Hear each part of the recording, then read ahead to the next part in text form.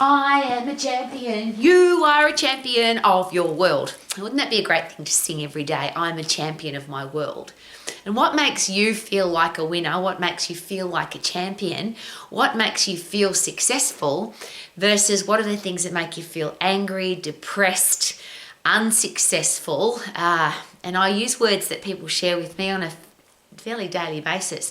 Rowie, I feel worthless. I feel useless. I feel like I'm not adding value. What's the difference between a winning attitude and a I don't feel good about myself attitude? And of course, if you don't feel good about yourself, how can you possibly win? I'm standing in K-Man's office. K-Man's my gorgeous husband. He's multiple world champion for martial arts. He's a gorgeous man. He's a high achiever. So being in this office is always about feeling good, feeling like a champion, feeling like a winner. Because this is where a winner lives. Now, he doesn't need to share that with anybody. I just share that with the world because I'm really proud of him. But I'm standing here because I would love you to feel like a winner of your world, for you to feel like a champion. And my question is always, what's holding you back? If you don't feel like you're winning in your life, if you're not living your life to the max, what's holding you back? And every day I work with people that share with me their goals and dreams, and very few people achieve those goals and dreams. And my question is always, why?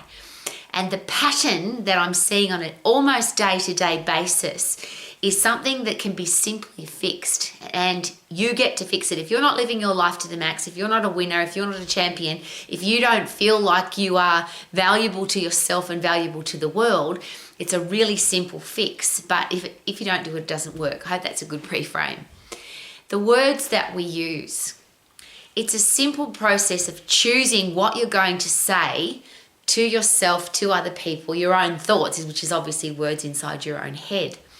And I'll give you a simple example. I hear this regularly. I'm very stressed. The physiological response inside your body when you say I feel stressed is you have epinephrine, adrenaline, cortisol, increased blood fat levels, increased blood sugar levels, increased heart rate, increased blood pressure, so that you can fight or flight. But the same chemical response happens when you are excited. The physiological response is the same. But one's a negative, I feel stressed, versus I feel excited. So you could say daily, I feel stressed about, and there's plenty of things to be stressed about, I get that. The government does crazy stuff, the weather does crazy stuff, human beings do stupid, crazy stuff. We could get very stressed very easily. But what if we said, I feel excited to be able to deal with these challenges. I'm excited to go and do this thing. I'm excited to achieve versus I'm scared or I'm stressed. The physical response is the same, except that one gives you a positive and one gives you a negative. And we get to choose that. I often hear this word, I'm struggling. If you tell your own brain that you're struggling, of course you will. You've got no other choice. But if you say to yourself, I'm excited about taking on this challenge because I want to overcome this challenge, how will I overcome this challenge? Your own brain goes into overdrive of, she's given me a challenge, that's what my brain's here for, so that's what I'm going to do. And I always use this example. It's a very simple one because we use it every day. The Google search engine, developed by Larry and Sergey, we can say it's a genius invention. Of course it is. But it's based on how the human brain works. We have a conscious brain and a subconscious brain. Our subconscious brain just stores information like the internet does. Our conscious brain collects information, and once we type something in for our subconscious brain to find, so if I say, I am happy, I've fed that into my conscious brain. My subconscious brain now has to search for all the files that could contain the word happy. I get to type in the word. If I type in angry, if I type in fat, if I type in struggling, if I type in I don't like my life, if anything negative, I type that in. I get to choose that, and that's the really important point here. If I type into Google shoes, buses don't come up. If I type in holidays, I don't get groceries. Google gives me what I type in, and the human brain's exactly the same. My conscious brain gets to choose the words that I type into my subconscious brain for my subconscious brain to choose. So if you keep that really simple, you get to choose what you search for, and your subconscious brain will give you everything that you search for. So the one that I often use is, if I type in at the beginning of the day, I feel fat, my subconscious brain now searches for all the files in my brain that contain the word fat, and it will feed them back into my conscious brain.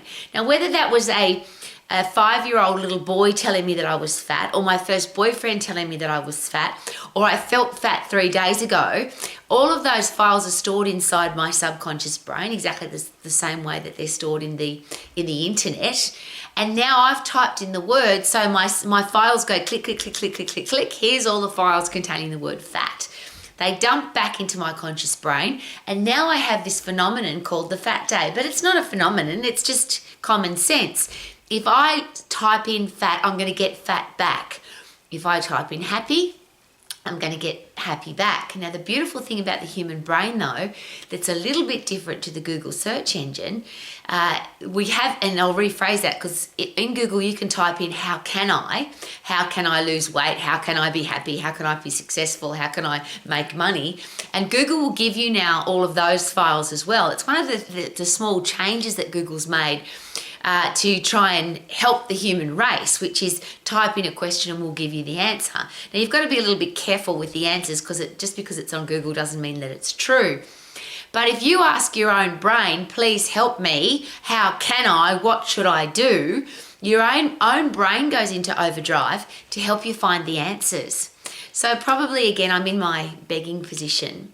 If you have a goal, if you have a dream, if you want to be successful, if you want to achieve, if you want to feel like a champion, you have to type in the right words. K-Man's a classic for that, and that's why I'm standing in his office. When he goes to compete, he doesn't stand at the mat and say, I don't think I'm good enough, I could lose, this guy's better than me, I am not a winner. If he says any of those things, of course his own brain is going to feed back to his conscious brain all of the reasons why what he just said is true. So when you hear elite athletes say, I'm a champion, I'm a winner, I will win, it's not for our benefit, it's not for your benefit, it's not for us watching the television. It's for their own brain's benefit to say, and I use martial arts as a classic example because it's an individual sport. So if I am I'm not, but if I were the heavyweight boxing champion of the world, and I was going to now compete against the other heavyweight boxing champion of the world, one of those people is going to win, but only the one that believes that they can. And if the other one believes that they can't, or if the other one believes that the other person's better, they've already lost. And those words, we get to choose those. So if you want to achieve, you just have to ask your own brain, how can I, how will I, what shall I do to make this happen, versus I can't, I've tried this before, it didn't work, I'm not good enough, I'm struggling, I'm stressed, I can't do this. If you type in any of those, you definitely can't do it. So I'm sharing that with you very passionately and very personally, because I ask myself on a daily basis, why isn't this person achieving? And I use this very simple analogy. If you're going to cook a meal, you're going to get all the ingredients out and get them ready, put them on the kitchen bench. So here's the ingredients to make this beautiful meal. And everybody that I deal with every day has the ingredients to have a successful life. We've all got a brain, we can all think, we can all learn, we can all train, we can all get educated, we can all practice, we can all do what we want to do. The ingredients are all there.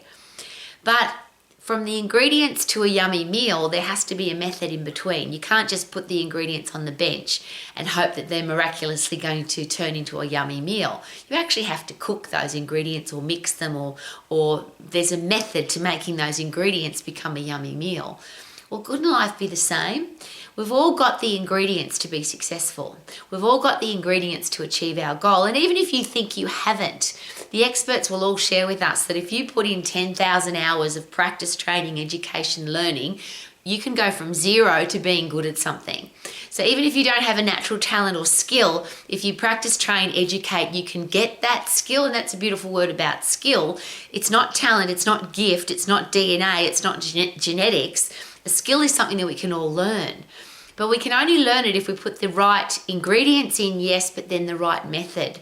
And is it possible that the words or the words that we use will create the thoughts that we think, create the actions that we do, create the results that we get. So if you say, I can't, well, of course you can't. You may as well stop now. But if you say, how can I? It's a whole different story now because your brain goes into overdrive to give you an answer. And even better, I will. Not how can I, but I will. I will do this. And as I always share, my favorite quote, my philosophy for life, you'll see me waving on the top or dead on the side, but I'm not coming back. I'll do it or die. That's what elite athletes do. That's what world champions do. That's what top level entrepreneurs do. That's what achievers do. That's what people who want to win, who want to achieve their goal, they just live that philosophy. You'll see me waving from the top or dead on the side, but I'm not coming back. I'll do it or die. And as I always share, I think the world gets out of your way as well. When you've got that kind of an attitude, when those words come out of your mouth, when those words come out of your actions, when you live that kind of strategy, it's amazing how people don't get in your way because it's almost like you're scary. Hey, she's going to achieve because listen to her attitude. But that attitude just simply comes from words. Instead of saying, I can't do it, it's too hard, you'll see me waving from the top or dead on the side, but I'm not coming back. I will do it or die. That creates champions, that creates winners, so that you can sing every day, like I do in this amazing office. I am a champion. You are a champion if you choose to be. I am a champion of the world. What a great way to live your life. Be a champion. Woohoo!